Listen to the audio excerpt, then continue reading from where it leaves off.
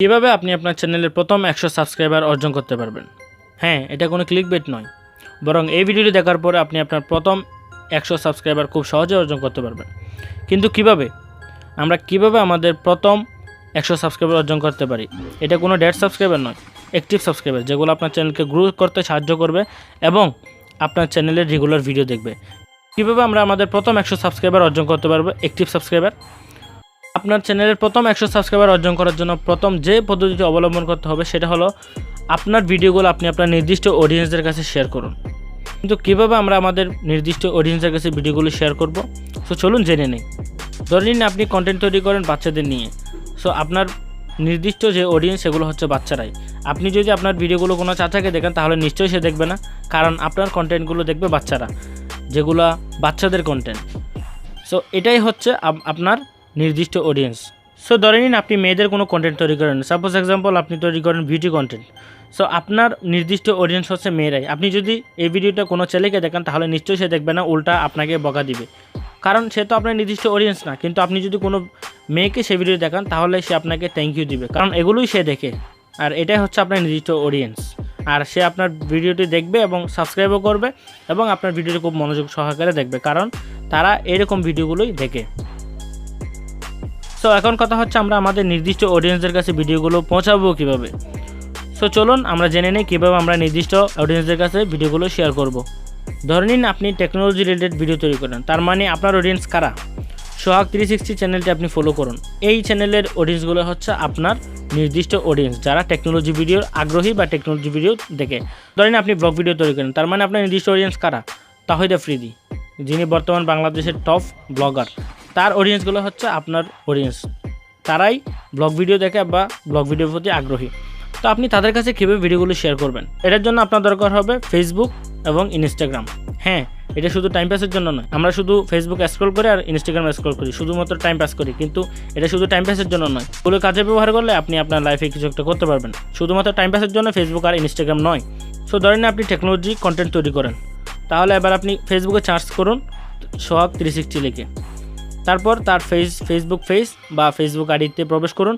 প্রবেশ করার পর তার ফলোয়ার লিস্টে দেখুন বা তার ফ্রেন্ড লিস্ট দেখুন। যারা আছে তারা হচ্ছে আপনার নির্দিষ্ট অডিয়েন্স, যারা টেকনোলজির ভিডিও দেখে। বা আপনি তার কোনো পোস্টের কমেন্টে চেক করুন, যারা আছে তারা হচ্ছে আপনার নির্দিষ্ট অডিয়েন্স। সো আপনি কীভাবে তাদেরকে আপনার ভিডিওগুলো দেখাবেন? সেজন্য আপনার প্রথমে ওনাকে মেসেজ করতে হবে। ডাইরেক্টলি লিঙ্ক শেয়ার করে আপনি ওনাদেরকে যদি সেন্ড করেন তাহলে তারা তো আপনার ভিডিও দেখবেই না, উল্টা স্প্যাম হিসেবে আপনার ভিডিওটা আনসিন করে রেখে দেবে বা ওরা রিপোর্ট করবে। সেজন্য আপনারা কী করবেন? প্রথমে তাকে হাই হ্যালো লিখে মেসেজ করবেন বা তাকে কেমন আছেন এরকম টাইপের কিছু জিজ্ঞেস করে আপনি তাদেরকে মেসেজ করুন। মোটামুটি আপনার পরিস্থিতি ওদেরকে দিন।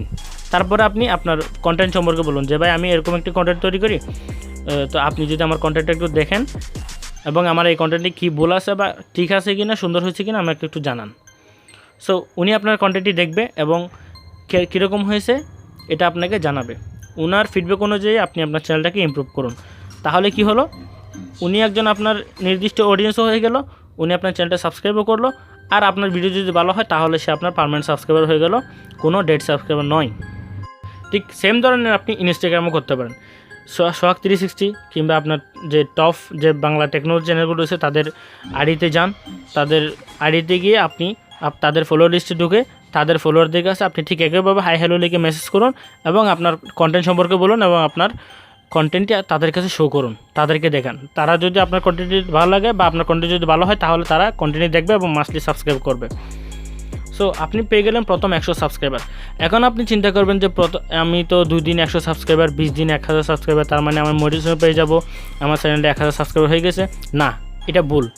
আপনি যদি লুপ করে যদি আপনি এই টাইপের করে যদি 1000 সাবস্ক্রাইবার নেন তাহলে সেটা আপনার চ্যানেলের জন্য অনেক বড় ক্ষতিকর হবে, এমনকি আপনার চ্যানেলটি ডেডও হয়ে যেতে পারে। সেজন্য আমরা কী করব?